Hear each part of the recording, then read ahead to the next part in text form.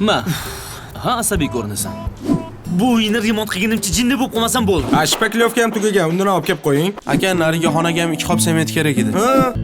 Albaster, samarez, keyin quvur uchun turbalar ham kerak aka. Keyin iloj bo'lsa kechga 2 million berib turing, aka, zarur bo'layotdi. Usta, hammasini bo'lib aytmasdan bitta qilib yozib bersangiz bo'lmaydimi?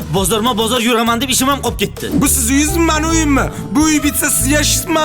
Nima, men yuraq gapiryapsiz? Narsa olib kelsangiz shuratda. Yur bozor tushib kelaylik. Ustalarning materiali tugab qopti. Hamma ayb o'zingda o'rtoq. Men senga boshda yo'q aytganman. Uy ta'mirlashda elitni remontga yetadigani yo'q. Yo'q-e? Men bordim, zo'r kutib olishdi.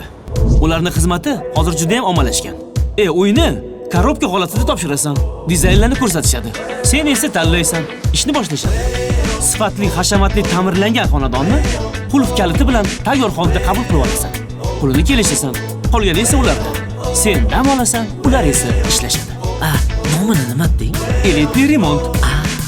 Eng zo'r tarafichi, ular har kungi ishlarini video hisobot qilib senga yuborishadi. Ko'ngling xotirjam bo'ladi.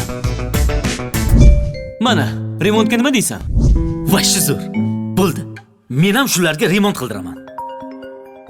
Allo. Aka, shpatilam qolib ketibdi. Borgunimcha uyimda yo'qollaring. Bashol! Elitni remont. Yangi uyingizga. Sog'lom kiring.